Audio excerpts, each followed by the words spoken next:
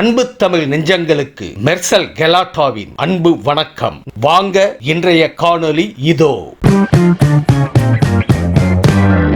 மாண்புமிகு பேரவைத் தலைவர் அவர்களே, மாண்புமிகு முதலமைச்சர் அவர்களே, மாண்புமிகு சட்டமன்ற உறுப்பினர்கள் அனைவருக்கும் வணக்கம்.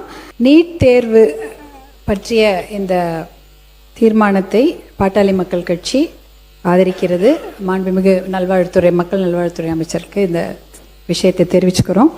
அதாவது நீட் தேர்வு, அதாவது நுழைவுத் தேர்வு, +2 முடித்தவுடனே நுழைவுத் தேர்வு வைக்க வேண்டும் என்ற ஒரு கோரிக்கை 2006 வருகிறது. அந்த சமயம் மருத்துவர் அன்புமணி ராமதாஸ் அவர்கள் தான் மத்தியில் சுகாதாரத்துறை அமைச்சராக இருந்தார். அப்பொழுது அந்த நுழைவுத் தேர்வு இருக்கக்கூடாது, +2 அடிப்படையில் தான் மருத்துவக் கல்லூரி மாணவர்கள் சேர்க்கை இருக்கப்பட வேண்டும் என்று சொல்லி அதிகாரிகள் எத்தனையோ பேர் எதிராக சொல்லி இருந்தாலும் கூட நுழைவுத் தேர்வை ரத்து செய்து கையெழுத்து போட்டது மருத்துவர் அன்புமணி அவர்கள் 2006.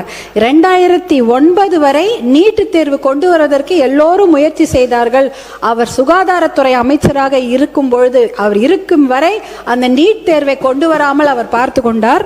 அதற்கப்புறம் 2010 தான் நீட் தேர்வு கொண்டு வராங்க. அதுல கூட 12-13 அந்த நீட் தேர்வு எழுதி தடை செய்து விடுகிறார்கள். 2017 தான் அதிகாரப்பூர்வமாக நீட் தேர்வு வருகிறது. நீட் தேர்வுக்காக சொல்லப்படும் காரணங்கள் 2 தான். தரமான மருத்துவ கல்வி, அதுதான் அவங்க சொல்ற முதல் காரணம்.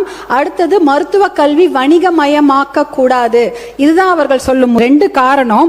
அப்படி பார்த்தீங்கன்னா வருஷத்துக்கு 23 லட்சம் பேர் நீட் தேர்வு எழுதுறாங்க. 1,40,000 தான் MBBS சீட்டே இருக்குது.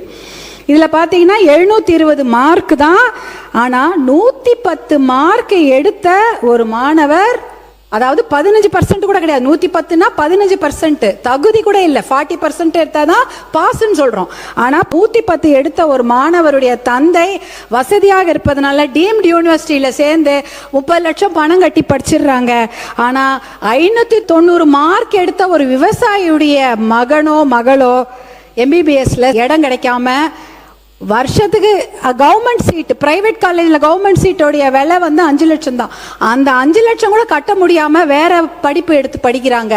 அதே பார்த்தீங்கன்னா 50,000 ரேங்க், ஃபர்ஸ்ட் ரேங்க் செகண்ட் ரேங்க்னு சொல்றோம்.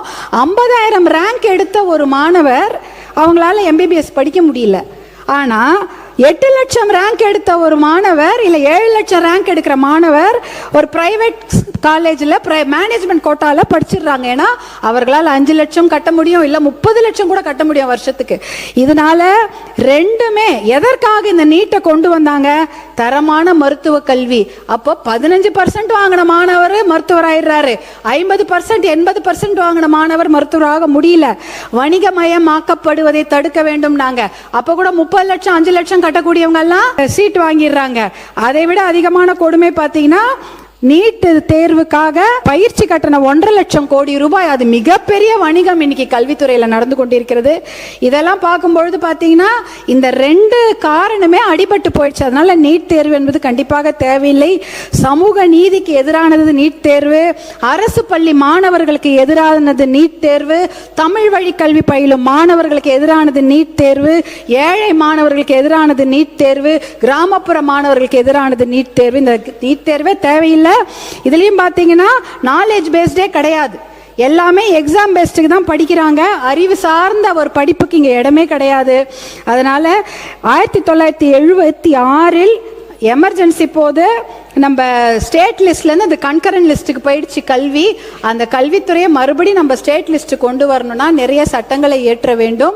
தீர்மானம் இன்றைக்கு நாம் ஏற்றி இருக்கிறோம்.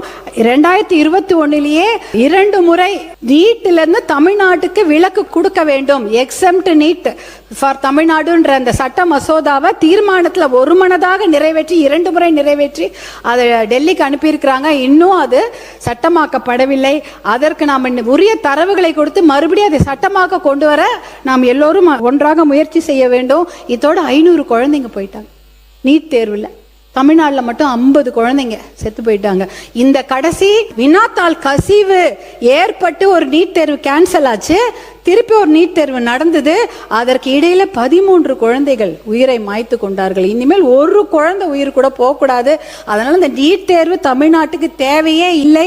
நாம் எக்ஸம்ஷனும் வாங்கணும், சட்ட மசோதாவை சட்டமாக்க நாம் அனைவரும் ஒன்றாக பாடுபடும் என்று கூறிக்கொண்டு மாண்புமிகு மக்கள் நல்வாழ்வுத்துறை அமைச்சர் கொண்டு வந்த இந்த நீட் தேர்வுக்கு எதிரான அந்த தீர்மானத்திற்கு பாட்டாளி மக்கள் கட்சி முழு ஆதரவை தெரிவித்துக் கொள்கிறது. நன்றி, வணக்கம்.